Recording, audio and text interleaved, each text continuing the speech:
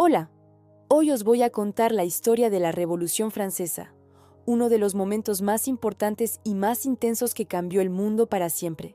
Si te gusta este contenido, dale like y suscríbete. Empezamos. La Revolución Francesa no comenzó con un disparo, ni con un discurso, ni con una batalla. Comenzó con algo mucho más profundo y peligroso: el hambre. A finales del siglo XVIII, Francia era un reino enorme, poderoso, lleno de palacios, jardines, vestidos lujosos y banquetes interminables. Pero todo ese brillo tenía un precio, y ese precio lo pagaba el pueblo.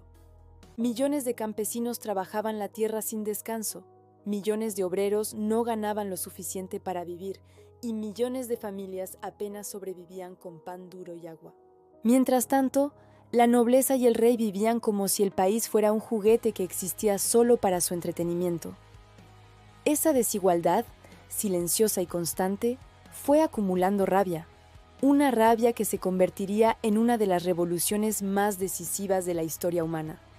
En ese tiempo reinaba Luis XVI. No era un hombre cruel, pero sí un hombre débil, indeciso, incapaz de entender que su mundo estaba a punto de derrumbarse. Su esposa, María Antonieta, vivía rodeada de lujos, ajena al sufrimiento del pueblo. Se decía que cuando le informaron que la gente no tenía pan, ella respondió: «Que coman pasteles».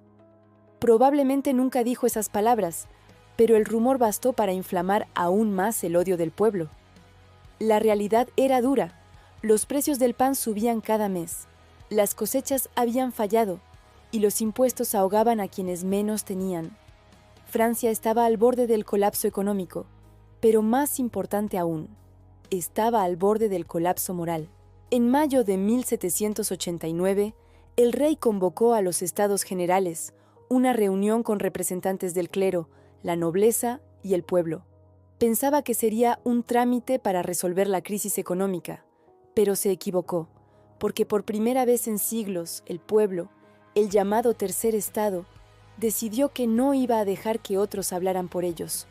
Querían igualdad, querían justicia, querían que su voz fuera escuchada, y cuando se dieron cuenta de que la nobleza y el clero no iban a permitirlo, tomaron la decisión más importante de sus vidas. Se declararon la Asamblea Nacional. Fue una declaración silenciosa, pero estremecedora. Significaba que el poder ya no venía de la corona, sino de la nación, del pueblo. Ese día, sin un solo disparo, comenzó la Revolución Francesa. Pero el rey reaccionó con miedo. Mandó tropas a París. Cerró la sala donde la asamblea se reunía. Intentó aplastar esta chispa antes de que se convirtiera en fuego. Pero era demasiado tarde. Los diputados se reunieron en una cancha de tenis y juraron que no se separarían hasta darle a Francia una nueva constitución.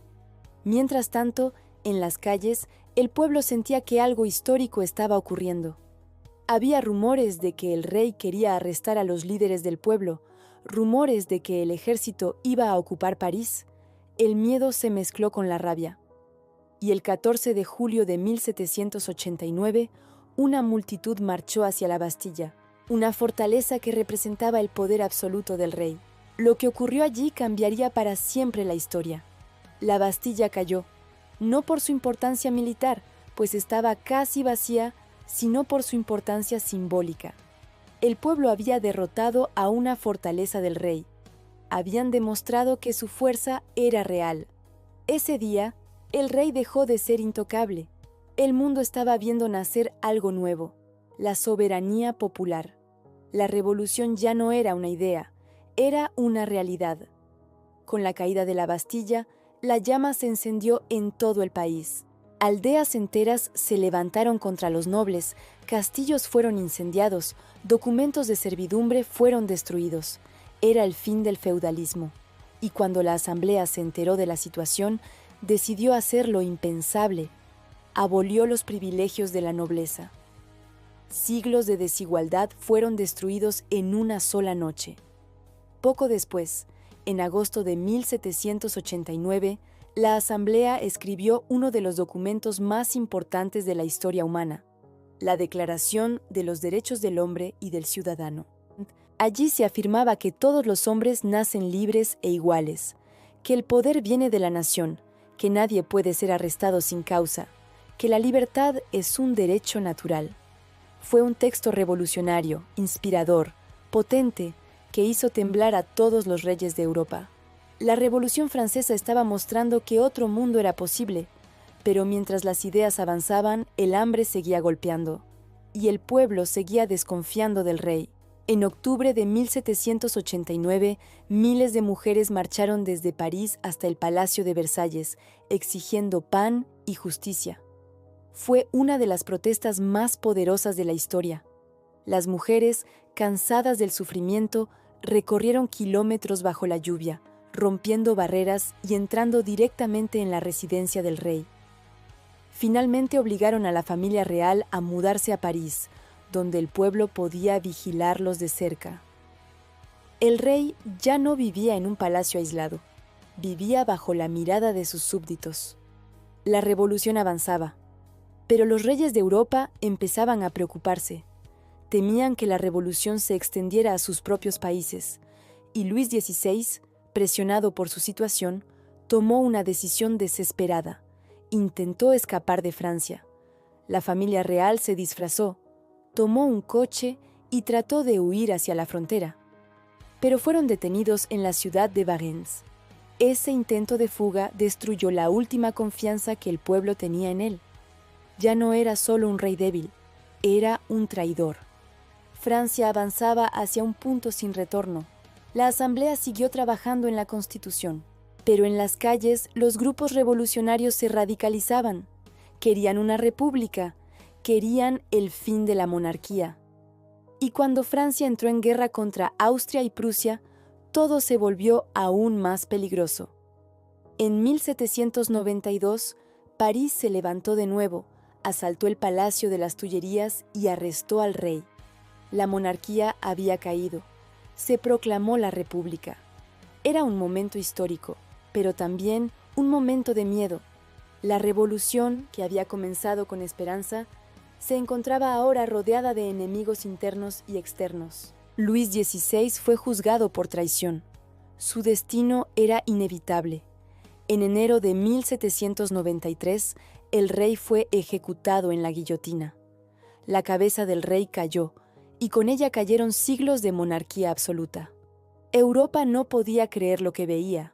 Por primera vez en la historia, el pueblo había juzgado y ejecutado a su monarca. Pero esa victoria tuvo un precio. La revolución entró en su etapa más oscura, el reino del terror.